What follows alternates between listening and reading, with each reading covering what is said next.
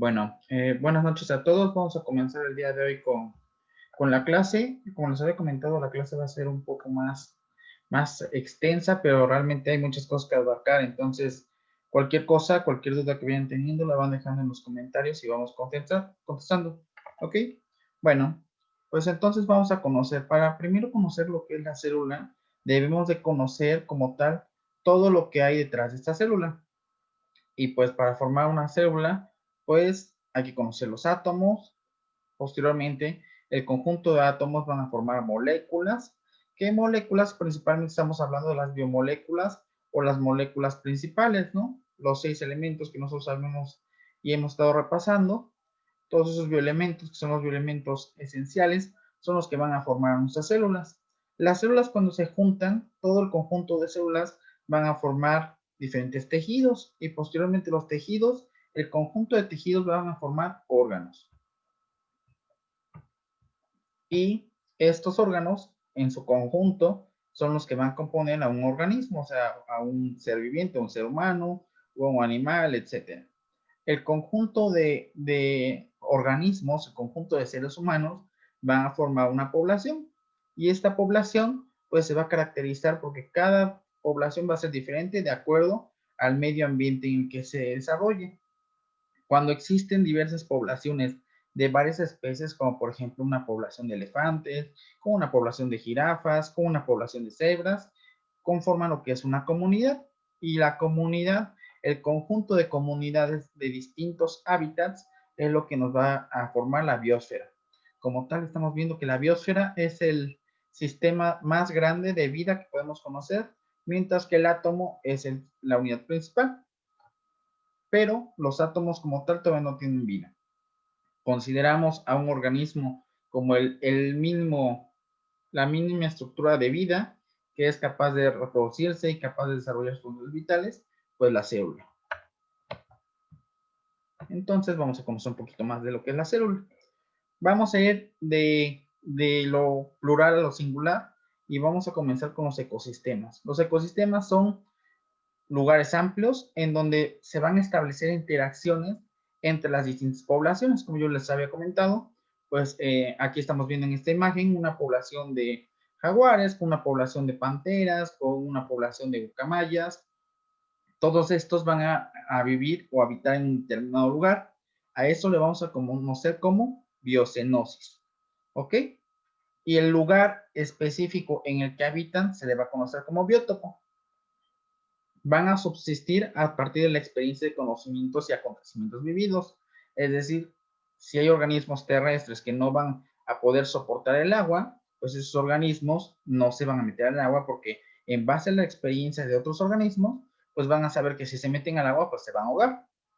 O por ejemplo, también algo que sucede con las guacamayas, que las guacamayas tampoco van a interaccionar con otras especies más grandes porque saben que a través de su aprendizaje empírico, pues ellos saben que si se acercan, por ejemplo, a un jaguar o alguna otra especie, pues van a ser devoradas o simplemente pueden sufrir daños. A esto se le conoce como aprendizaje empírico. El aprendizaje empírico es algo que nosotros conocemos a través de la experiencia. ¿Ok? Entonces es muy importante que lo tengamos esto en mente.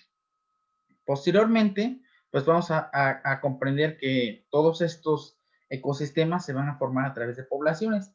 Las poblaciones son subconjunto de seres, son más sencillos, pero son de una misma especie.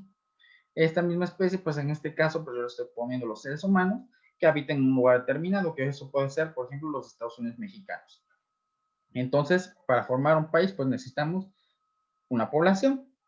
Las poblaciones van a estar formadas por individuos. El individuo como tal, en este caso el ser humano, es un organismo pluricelular, que quiere decir que está formado de muchas células y está constituido, cuando nosotros hablamos de pluricelular, es de dos o más células. Cuando decimos unicelular es de una solamente célula. ¿Ok? Pero en el caso de los seres humanos, pues siempre van a ser organismos pluricelulares, estamos nosotros formados por millones de células y van a tener diferentes funciones. Van a estar, estas células van a formar tejidos y los tejidos cuando solamente se dedican a una función específica se van a conocer como tejidos especializados. De tal suerte que vamos a tener diferentes tipos de tejidos. el tejido conectivo denso, que va a formar los ligamentos, el tejido conectivo laxo, que va a formar la piel, vamos a tener un tejido adiposo, también vamos a tener un tejido sanguíneo y vamos a tener múltiples tipos de tejidos, ¿ok? Un tejido óseo también. Y bueno, como tal, aquí estamos viendo la histogénesis y la organogénesis. Para que se forme un tejido, pues el tejido va a estar conformado por distintos órganos, ¿ok? Entonces, aquí vemos el tejido sanguíneo, el tejido epitelial, el tejido nervioso. El tejido nervioso, vamos a repasar que la unidad fundamental del tejido nervioso es la neurona. Y esto lo veremos cuando veamos sistema nervioso. Del tejido sanguíneo, pues las principales unidades que van a formar el tejido sanguíneo, pues van a ser como tal las células formes de la sangre, los glóbulos rojos, los glóbulos blancos y las plaquetas, que si recordamos nosotros, los glóbulos blancos pues van a tener la función, a final de cuentas, de que van a ser el sistema inmune de nuestro organismo, ¿ok? Y van a defendernos de cualquier infección. Lo que son las células rojas, pues van a ser aquellas que se van a conocer como eritrocitos y van a tener la función de transportar la hemoglobina en toda la sangre, que al final con la hemoglobina, pues va a tener dentro de su unidad, pues oxígeno, que nos va a servir para alimentar todos esos tejidos. Y vamos a tener así múltiples tejidos. También tenemos el tejido epitelial, y cuando nosotros veamos sistema epitelial, pues vamos a conocer que la piel va a ser para empezar, el órgano más grande con el que contamos, y además de ser el órgano más grande con el que tenemos, pues también nos va a servir como una capa protectora que va a aislar todos nuestros tejidos del medio externo, ¿ok? Permitiendo pues protegernos. Muy importante. Entonces, se conocen como tal 4 tipos de tejido: el tejido conectivo, el tejido epitelial, el tejido muscular y el tejido nervioso. A nivel pluricelular, pues ya estamos hablando que, como hemos visto acá, ya vimos los aparatos o sistemas que van a estar formados por varios órganos. Entonces, cuando nosotros hablamos de pluricelular, ya habíamos dicho que es de 2 o más células. Todos los seres humanos somos organismos pluricelulares porque tenemos millones de células. Y estos sistemas como tal, o estos aparatos, como por ejemplo el aparato muscular, el sistema nervioso, etcétera, van a estar formados por un sistema, que un sistema es un conjunto de varios órganos que van a tener una función específica. En el caso, por ejemplo, del sistema digestivo, pues vamos a tener diferentes órganos, como lo puede ser el estómago, el páncreas, el hígado, el intestino, que van a tener a final de cuentas la función de absorber los nutrientes y de digerir los alimentos. Bueno, y estos órganos como tal van a ser un conjunto de tejidos, es decir, todos los tejidos cuando se juntan el tejido, los 4 tejidos que vimos, el tejido conectivo, el tejido muscular, el tejido nervioso, van a formar lo que va a ser un organismo. Y todos estos tejidos, pues al final van a estar formados por células. El montón de células van a formar un tejido. Por eso es que conocemos a la célula como una unidad mínima y fundamental de vida. Ok, entonces vamos a comprender y ya llegamos a la célula. La célula es una unidad muy compleja. La célula es una unidad anatómica porque va a formar a todos los seres vivos y funcional porque va a tener múltiples funciones. Dentro de ellas, pues la función de la reproducción, del crecimiento y también va a ser la estructura más pequeña que va a poder sobrevivir en un medio. Toda célula va a estar formada de diferentes moléculas y como les había dicho, pues las biomoléculas van a ser principalmente los lípidos, los carbohidratos, las proteínas y los ácidos nucleicos que veremos próximamente en las siguientes clases y que estos 4 elementos se van a juntar para formar lo que va a ser nuestra célula. Y a final de cuentas, para formar todas las moléculas, pues deben de existir átomos. Los átomos van a conformar la materia viva, sin embargo, estas no son formas de vida. Estos simplemente son moléculas que van a tener funciones específicas para formar las biomoléculas. Y recordemos que cuando hablamos de átomos, pues estamos hablando también de bioelementos. Y los bioelementos importantes que forman a todos los seres vivos son el carbono, el hidrógeno, el oxígeno y el nitrógeno, junto con el fósforo y el azufre. Ya viendo todo esto, pues ahora vamos a encontrar que la célula pues va a tener una importancia que se describe desde hace mucho tiempo y la conocemos como la teoría celular. La teoría celular pues nos va a hablar de que va a haber 4 postulados y que van a ser muy importantes para conocer a todas las células. Si bien vamos a ver las generalidades primero, Las células son la base de todos los organismos, ya que todos los seres vivos estamos formados por células, y ese es uno de los postulados de la teoría celular. La teoría celular nos está hablando que todos nosotros estamos conformados por células, todos los seres vivos están formados por células. Entonces, no existe algún ser vivo en ese universo que no esté formado por células. La estructura se descubrió de forma incidental. De hecho, en la antigüedad, pues no se estaba pensando en encontrar la forma de las células. Sin embargo, en el año 1665, Robert Hooke, que fue un científico que ya lo hemos estudiado anteriormente, pues él fue el que gracias al microscopio pues pudo observar las celdillas en el corcho. Recordaremos que a partir de ahí pues se empezó a emplear lo que es la palabra célula, y pues de ahí ya se conoce. Ese es el descubrimiento que hizo Robert Hooke por medio de un microscopio muy antiguo en esos tiempos, y pues de esta manera descubrió las celdillas.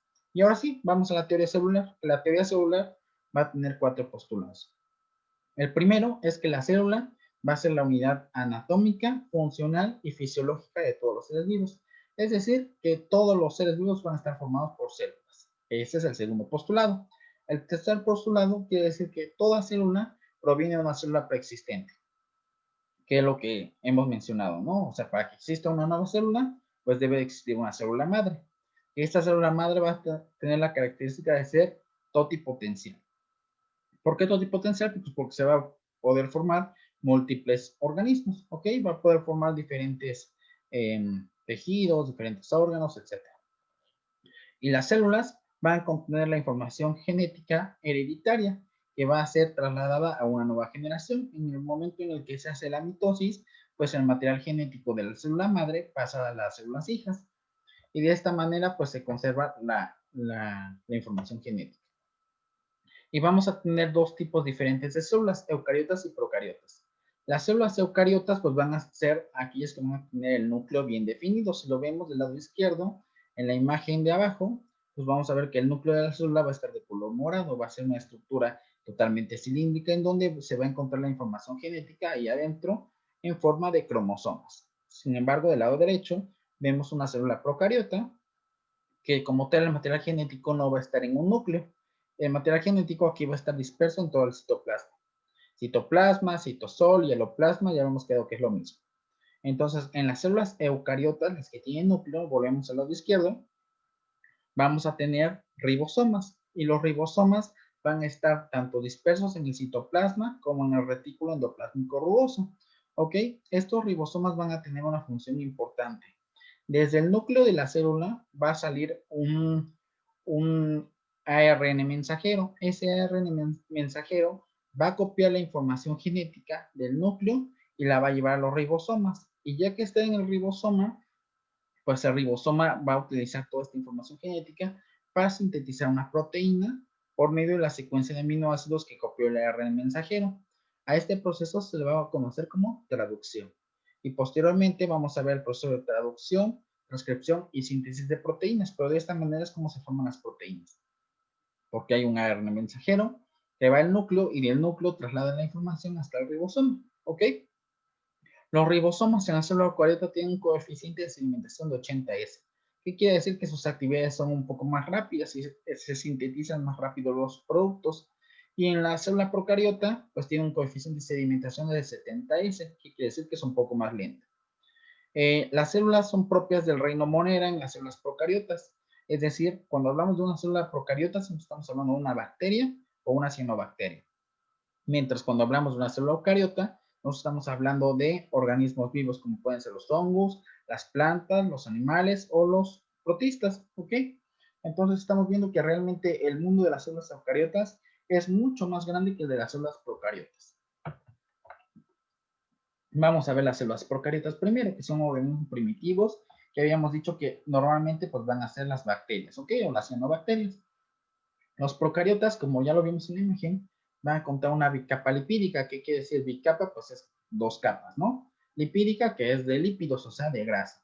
Es una doble membrana de grasa en la que se van a encontrar diferentes proteínas. Van a tener tanto proteínas estructurales, proteínas integrales y proteínas periféricas. ¿Ok? Y estas proteínas, pues, ¿para qué van a servir? Para regular el medio intracelular y extracelular. Es decir, que se mantenga toda la información dentro de la célula procariota y que no se mezcle con todo el sistema o el medio externo.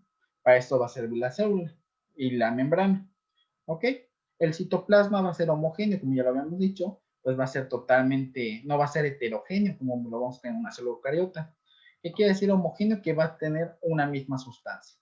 Y en esta sustancia pues vamos a tener toda la información genética, acuérdense, regada como si fuera una gelatinita. Muchas células procariotas se van a mover mediante piles o flagelos, que el flagelo, pues recuerden que es la estructura larga y cilíndrica, que lo van a poseer también los espermatozoides. Los pilis son como si fueran pelitos chiquititos, que van a estar alrededor de toda la célula. Y estas, tanto los pilis como los flagelos, van a ser estructuras locomotoras, que quiere decir que van a permitir el movimiento. Recuerden ustedes que las células procariotas o las bacterias fueron los primeros microorganismos en habitar la Tierra. Y recuerden las propiedades que tenían los primeros organismos, que eran organismos que no eran eucariotas, que eran procariotas, eran justamente bacterias que sintetizaban su propio alimento, es decir, eran autótrofos que no respiraban oxígeno, por lo tanto eran anaerobios, y esas son las características de la primera célula, ¿ok? Células procariotas o bacterias. Y aquí es lo que estamos viendo, ¿ok? Estamos viendo como tal lo que es la pared celular, en la cápsula de lo que es la célula procariota, que recuerden que es una doble capa lipídica, una doble capa de grasa, donde vamos a encontrar principalmente en la gran mayoría de las células procariotas, pues vamos a encontrar un flagelo que va a permitir el movimiento. En algunas otras bacterias, pues vamos a encontrar piles en lugar de flagelos. ¿Ok? Y el citoplasma, si se dan cuenta, aquí no hay organelos. Aquí, esa es una de las características más importantes de una célula eucariota. Las células eucariotas sí tienen organelos y sí, esos organelos pues permiten realizar funciones más diversas y más específicas.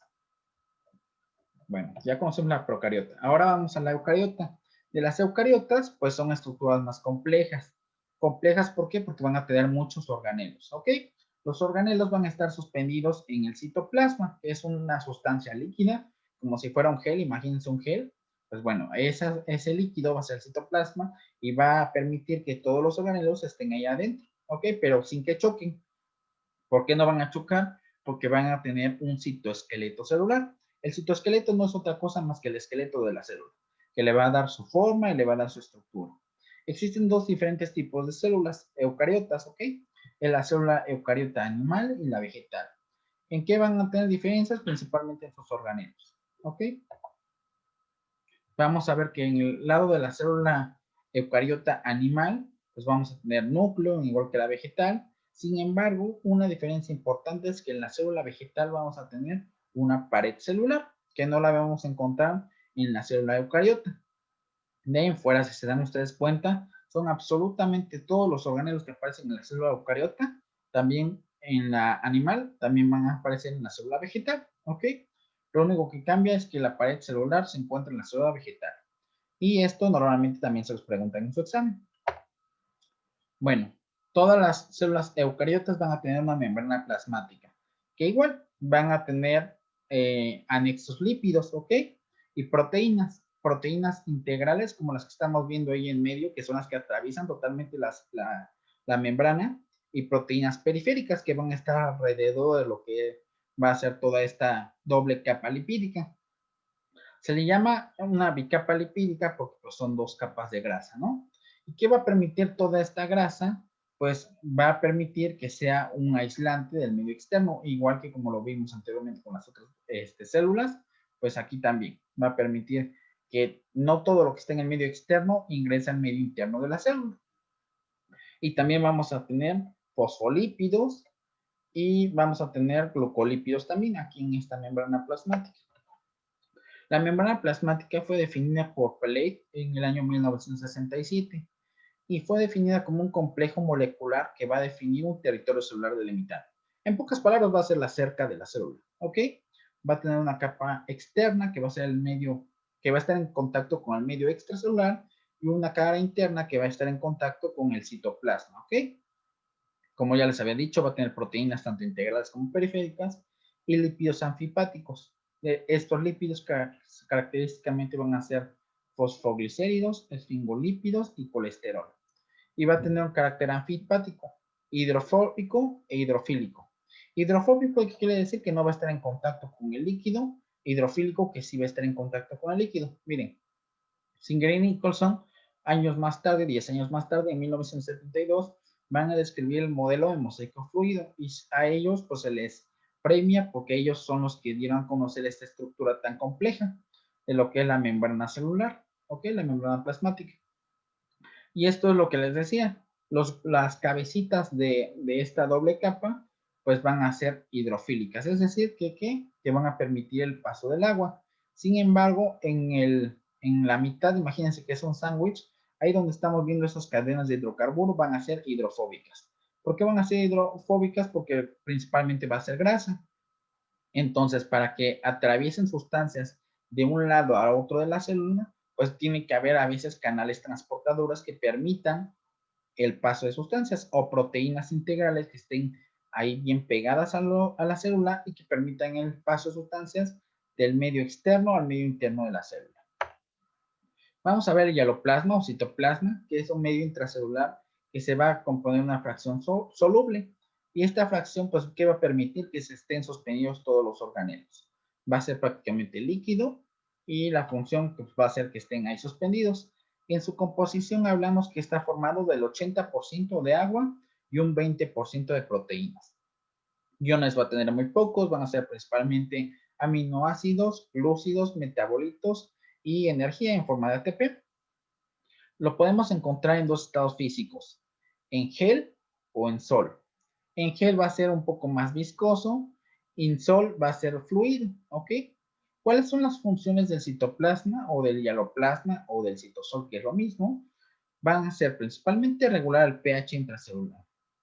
Va a servir para almacenar sustancias y va a ser un lugar importante donde se van a formar reacciones metabólicas, como qué, como la glucogenólisis, que la glucogenólisis va a ser como tal la formación de glucógeno, la glucogenogénesis, que va a ser la formación del glucógeno como tal. Perdón, me confundí.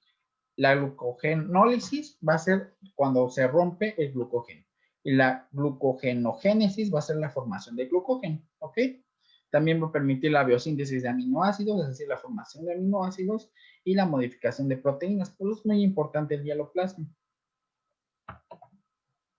El hialoplasma o como tal el citoplasma, pues no va a ser solamente la única estructura que va a andar aguantando todos los organelos.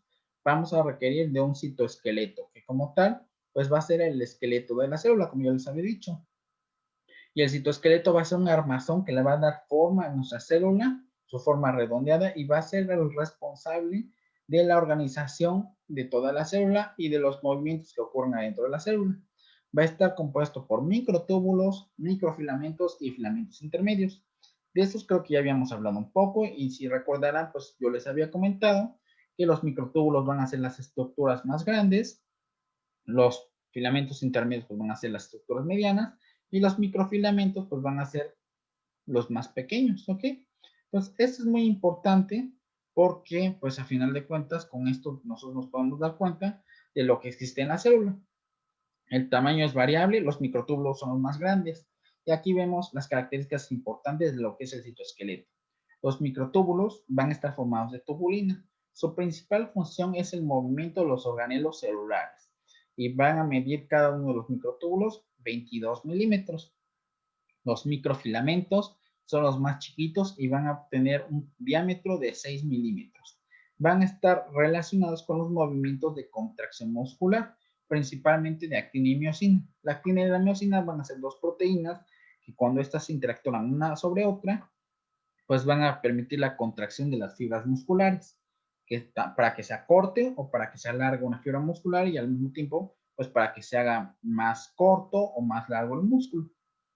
Los filamentos intermedios van a tener un tamaño promedio de 10 milímetros y van a tener una función estructural y de soporte que principalmente la vamos a ver en la piel. Le va a proporcionar resistencia y le va a proporcionar también que la piel sea un medio en el que pueda aislar todos los productos externos y no permite entrar a las bacterias ni cualquier otra sustancia. Por eso es muy importante el citoesqueleto. Y esos son los tres principales componentes. ¿Ok? Bueno, vamos a ver el centrosoma. El centrosoma va a ser también un montón de microtúbulos. Estos van a estar formados por tubulina, como ya lo hemos visto, y van a ser propios de las células animales. ¿Ok? El centrosoma, ¿qué función va a dirigir a tener? Pues va a dirigir cada uno de los movimientos que van a existir dentro del citosqueleto, dentro de la célula. Los centrosomas los vamos a encontrar en cada uno de los microtúbulos, es decir, todos los microtúbulos van a tener su centrosoma. El centrosoma son esos 9 pares de túbulos formados por tubulina. ¿Ok? Y se va a ver hacia el microscopio, como lo podemos ver allá abajo. Vamos a tener los cilios y los flagelos, que estos ya habíamos visto que van a ser estructuras de locomoción que van a permitir el movimiento de las células. Van a ser prolongaciones que van a estar unidas a la célula y que van a utilizar energía en forma de ATP. ¿Y quién les va a dar la energía en forma de ATP? A ver quién me contesta. ¿Quién proporciona la energía en forma de ATP? La mitocondria. La mitocondria, muy bien. Entonces, a partir de lo que sintetice la mitocondria y el ATP, pues estas estructuras van a utilizar ese ATP y la principal estructura o la principal proteína que va a utilizar va a ser la dineína. Entonces, muy importante que se acuerden que tanto los cilios como los flagelos van a estar utilizando dineína, que dineína es una proteína que va a utilizar ATP para el movimiento. Vamos a tener los ribosomas, tanto 30S como 50S, y ya habíamos dicho que en los eucariotos van a ser 80S, que van a permitir una mayor síntesis de proteínas.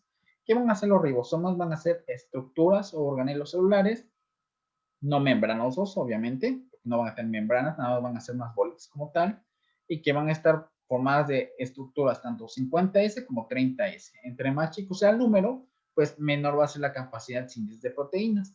¿Cuál va a ser la principal función de los ribosomas? La síntesis de proteínas. Esto lo vamos a encontrar de dos formas, tanto dispersos en el citoplasma, en todos los puntitos esos negros que ven ustedes, son ribosomas, pero también los podemos encontrar unidos al retículo endoplásmico rugoso. ¿Y qué es lo que le va a dar ese nombre de rugoso? Pues los ribosomas. Si nosotros pasáramos nuestra mano sobre el retículo endoplásmico rugoso, sentiríamos que tiene muchas bolitas y por eso se le llama rugoso, porque tiene muchos ribosomas que le están dando ese aspecto de que pues sea así como acartonado o como rugoso. ¿Ok? Nosotros podemos ver el retículo endoplásmico rugoso y una característica importante del retículo endoplásmico rugoso es que está próximo al núcleo, es decir, que está inmediatamente en contacto con el núcleo. No se tocan. El retículo endoplásmico rugoso no está tocando al núcleo. Sí está cerca, pero no se tocan. ¿Por qué no se tocan? Porque en primera existe el citoesqueleto que les está separando a uno de otro, y en segunda existe citosol o hialoplasma que también está suspendiendo sus organelos, de tal modo que no se tocan. Pero sí tienen que recordar mucho esta imagen porque el retículo endoplásmico rugoso va a ser el que va a estar más cerca del núcleo. Y si ustedes pueden ver el retículo endoplásmico rugoso como en esta imagen, que es el color morado, pues va a tener muchos ribosomas. Por eso se va a decir que va a tener ese aspecto rugoso y los ribosomas van a encargar de la síntesis de proteínas. Junto del retículo endoplásmico rugoso vamos a tener el retículo endoplasmico liso, que es el de color naranja. Este no va a tener ribosomas, por lo tanto no va a tener esa estructura rugosa. Sin embargo, el retículo endoplasmico liso, como vamos a ver, pues se va a encargar de la síntesis de lípidos o de grasas. Eso que dice ahí lumen como tal, ahí donde están los tubitos, pues es lumen significa luz. Entonces va a ser la luz o el espacio o el orificio que existe en todas esas cisternas de retículo endoplasmico liso. ¿Ok? Que es por donde se van a salir los productos que se van a formar dentro del retículo endoplasmico liso.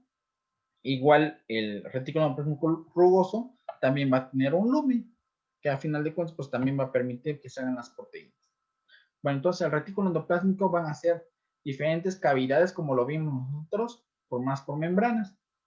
Vamos a tener el retículo endoplasmico liso, que se va a encargar de la síntesis de lípidos, y el retículo endoplasmico rugoso, que se va a encargar de la síntesis de proteínas. Y aquí los vemos nuevamente. Recuerden, rugoso está pegado al núcleo y el liso va a estar separado del núcleo.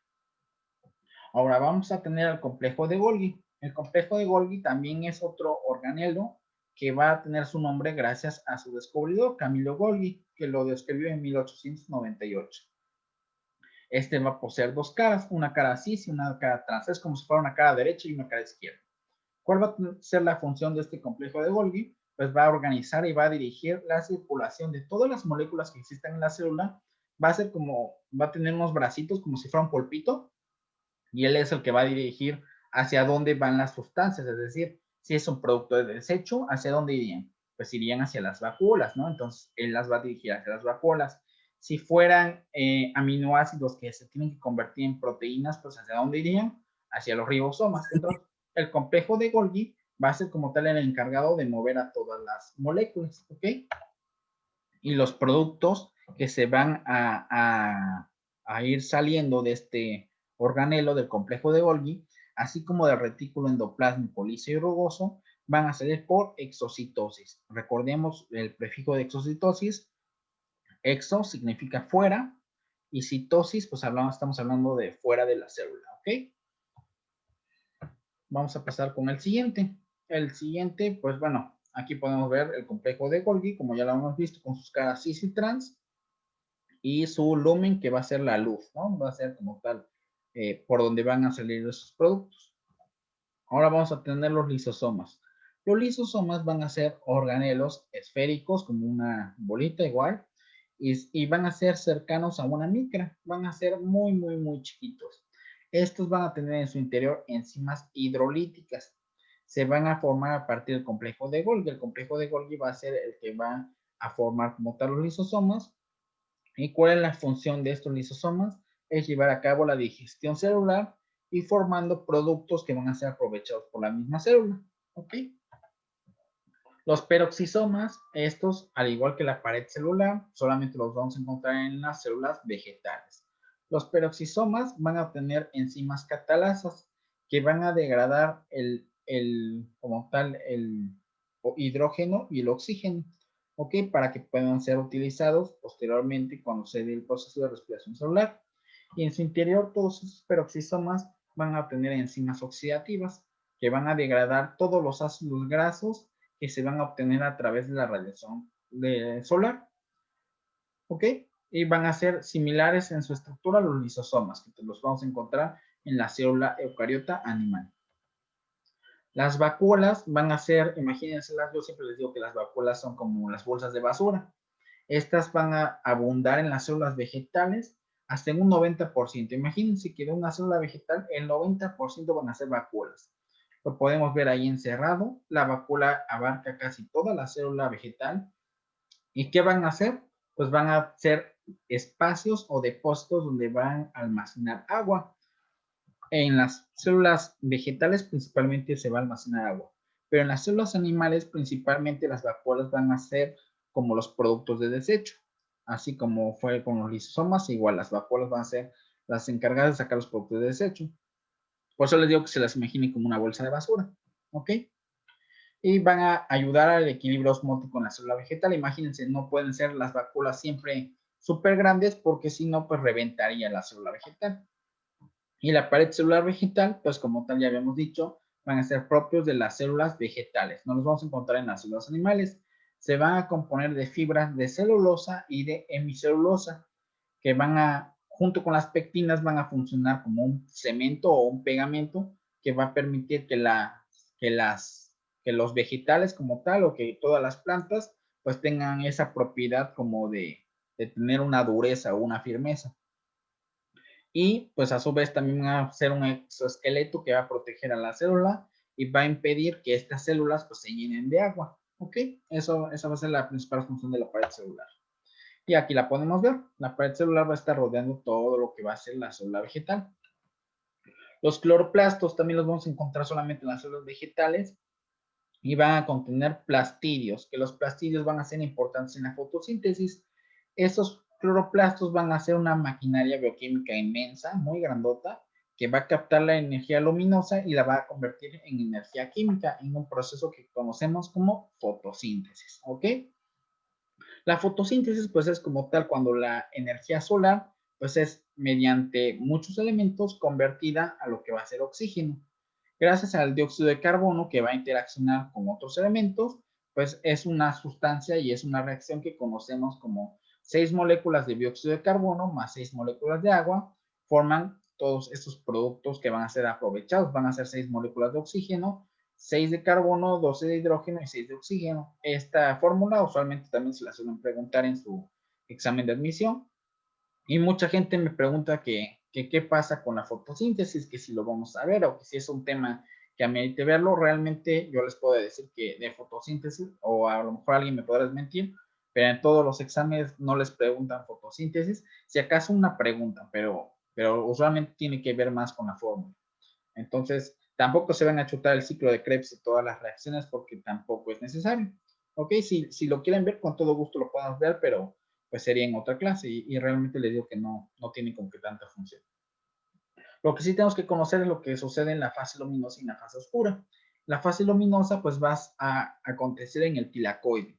Como tal, aquí van a existir transferencias de electrones que van a permitir que ingrese el dióxido de carbono y se produzca oxígeno.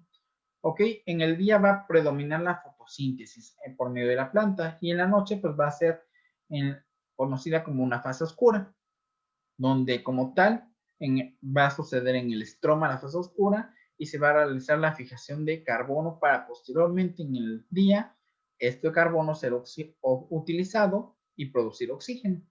Los elementos que utilizan principalmente es el calcio, el magnesio, el azufre, el fósforo y el nitrógeno. Y el núcleo recordemos que es el organelo que va a contener la información genética y como tal va a poseer los cromosomas, ¿ok? Y recordando las diferentes formas de las bacterias que van a existir en múltiples formas, esas son las características de las células tanto eucariotas como procariotas. Si gustan desconectarse y ahorita se van a conectar y terminamos la clase. Nos quedamos en esta diapositiva, ¿vale?